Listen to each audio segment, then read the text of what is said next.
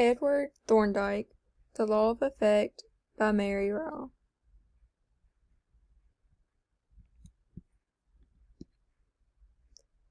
Edward's birthday was August 31st, 1874.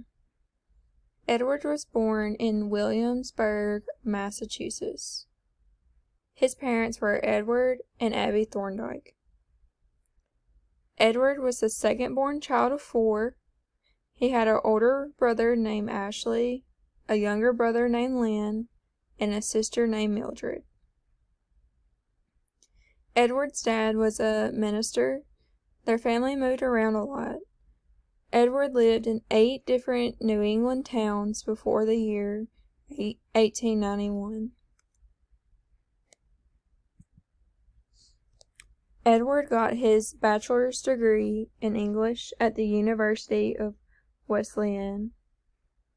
After receiving his undergrad, Edward attended the first psychology course taught by a professor in the United States at Harvard, where he got his second bachelor's degree in 1896. After receiving his second bachelor degree, Edward got his master's at Harvard in 1897. Following his master's, Edward proposed and received his approval for his doctoral thesis accepted at Harvard.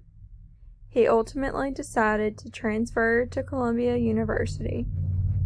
He completed his study on animal intelligence and got his PhD in 1898. After graduating with his PhD from the University of Columbia, Edward took a job at the College for Women of Western Reserve, located in Cleveland, Ohio.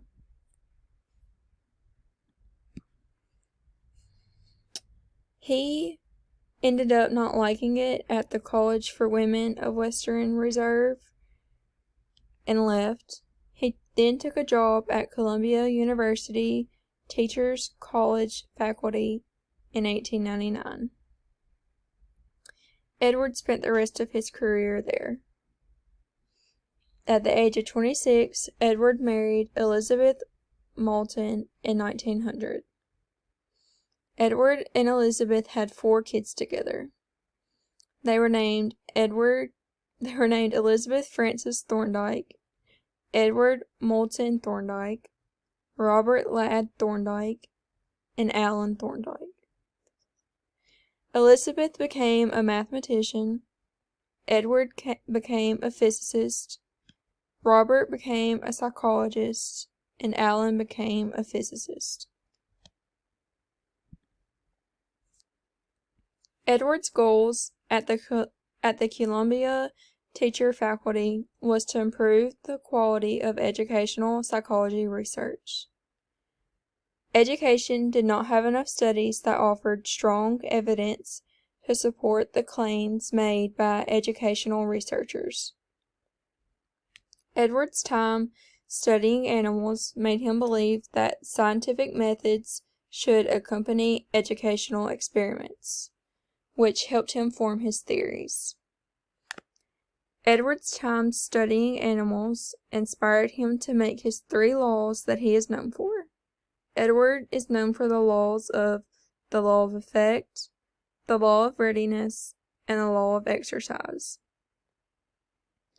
All of this led Edward to put a book out. His book is An Introduction to the Theory of Mental and Social Measurements. His book is about how to conduct research. After the book, Edward changed from studying animals to studying both children and adult learning. In 1912, Edward was the president of the American Psychological Association.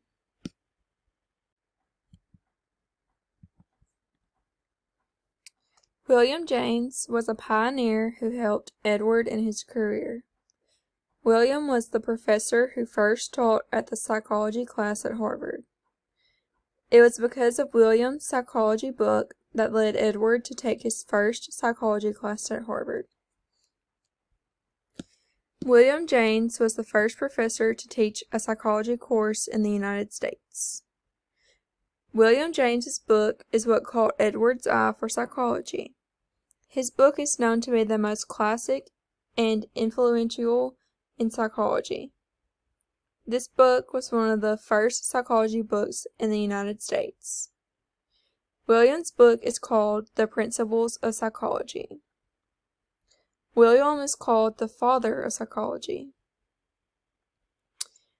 William was enrolled in Harvard Medical School and left. William taught at Harvard until 1907. James Lange's theory of emotion. Emotion proposes that an event triggers psychological reactions. The theory of emotion was founded by William James and Carl Lange, which is why it's called James Lange theory.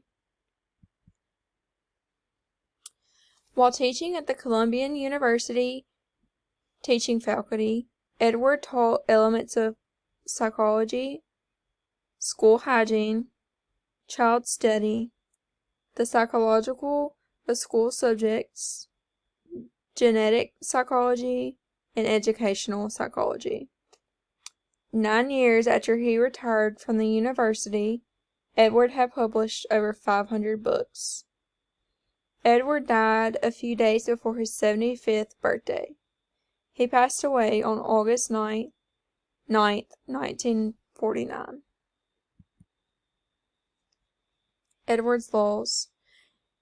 Edward's law of effect: the behavior followed by reward or reinforcement are more likely in the future, where behaviors followed by punishment are less likely in the future. Example: a student helps you clean up around the classroom.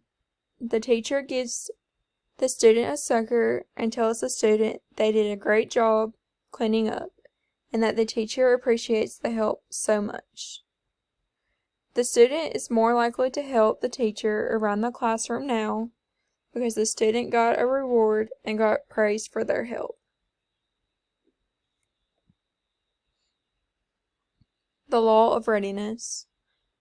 Learning will be more certain to occur and more efficiently accomplished if the learner is ready to tackle the task at hand.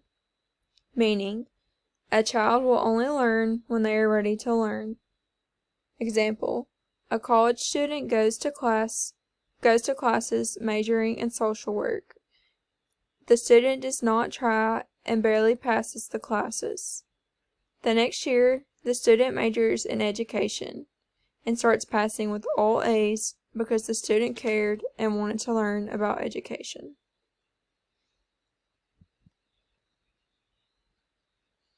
The law of exercise. Behavior is more strongly established through frequent connections of stimulus and response.